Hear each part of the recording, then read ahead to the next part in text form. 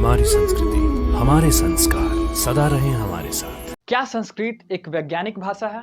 क्या संस्कृत आधुनिक प्रोग्रामिंग में उपयोग किए जाने वाला सबसे उत्तम भाषाओं में से एक है? क्या संस्कृत हमारे ब्रेन पावर को बढ़ाने वाली भाषा है, या फिर संस्कृत एक आम भाषा है जैसे इंग्लिश, फ्रेंच, जर्मन या कुछ और? तो आइए जानते हैं क्या कहता है विज्ञान और वैज्ञानिक इस मुद्दे पे। नमस्कार दोस्तों, कचल हंट्स में आपका स्वागत है। उम्मीद है कि आप स्वस्थ होंगे, मस्त होंगे। दोस्तों, संस्कृत एक ऐसी भाषा है जो एक पीढ़ी से दूसरे पीढ़ी तक पहुंचाया गया है, और वो भी मौखिक रूप से। इसका अर्थ है इसे लिखाया नहीं बल्कि पढ़ाया गया। गुरु ने शिष्य को गुरुकुल में मौखिक रूप से ज्ञान दिया और ये जनरेशन बाय जनरेशन चलती रही। सबसे खास बात यह है कि ये ज्ञान कहीं खोया नहीं बल्कि आज भी जीवित है, और यह मॉडर्न टेक्नोलॉजी में काफ़ी उपयोगी भी है। 2018 में साइंटिस्ट ने एक रिसर्च किया, और ये रिसर्च को जानकर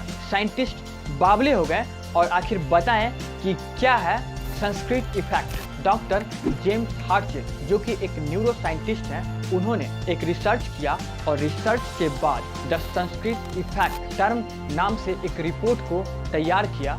और उस रिपोर्ट में ये बताते हैं, भारतीय मान्यताओं के अनुसार वैदिक मंत्रों का लगातार उच्चारण करने से याददाश्त और सोचने की क्षमता में जबरदस्त इजाफा होती है। उन्होंने 21 पंडित और 21 कॉमन लोगों के ब्रेन के बारे में स्टडी किया, और स्टडी करने के बाद ये बताया कि जो पंडित संस्कृत का रेगुलर उच्चारण करते थे, उनके ब्रेन का हिप्पोकैम्पस एरिया और मेमोरी जोन एरिया में काफ़ी परिवर्तन देखने को मिला, और वो भी अस्थायी रूप से। इसके विपरीत 21 कॉमन लोगों के ब्रेन में किसी भी खास तरीके का परिवर्तन देखने को नहीं मिला। डॉक्टर डीएन ब्राउन, जो कि एक फिजिसिस्ट थे, उन्होंने उपनिषद को इंग्लिश भाषा में कन्वर्ट किया, और जब उन्होंने यूरोपियन लैंग्वेज के बारे में डीपली स्टडी किया तो उन्होंने बताया कि सारी यूरोपियन भाषाओं का रूट लैंग्वेज संस्कृत है, और उन्होंने बताया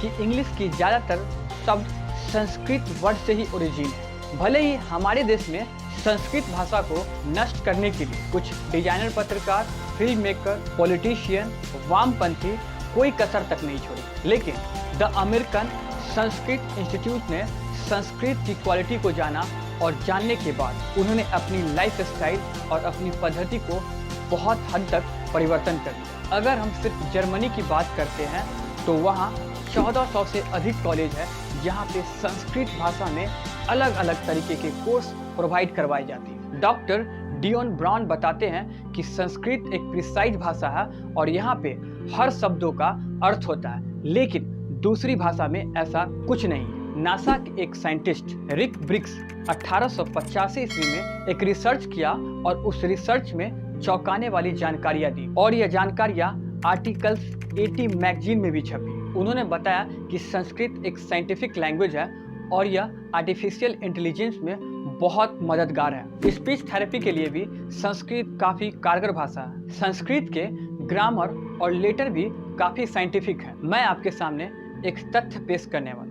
इंग्लिश भाषा में 5 वॉवेल हैं, ए, ई, आई, ओ, यू, और इसमें मात्रा जैसी कोई चीज़ नहीं है। इसलिए जब पंजाबी, मद्रासी, बिहारी इस भाषा को बोलते हैं तो उसके साइलेंट और एसेंट में बहुत डिफरेंशिएट क्रिएट होती है। लेकिन संस्कृत भाषा की फोनिक्स डाइवर्सिफाइड है। अगर आप वैष्णो देवी के मंदिर में, तिरुपति बालाजी के मंदिर में या कामाख्या के मंदिर में जाते हैं, और वहाँ पे जब पंडित संस्कृत का उच्चारण करते हैं तो वहाँ पे किसी भी तरीके का डिफरेंशिएट और प्रोनाउंसिएशन में अंतर देखने को नहीं मिलती है, क्योंकि हमारी भाषा वेल डेवलप्ड और डाइवर्सिफाइड है। आप सब ने कभी ध्यान दिया हो या न दिया हो, लेकिन क, ख, ग, घ entire phonics is design by our vocal cord. इसके कहने का तात्पर्य यह हुआ कि क, ख, ग, घ हमारे वोकल कार्ड से निकलते। एक ही प्रकार के शब्द एक साथ त,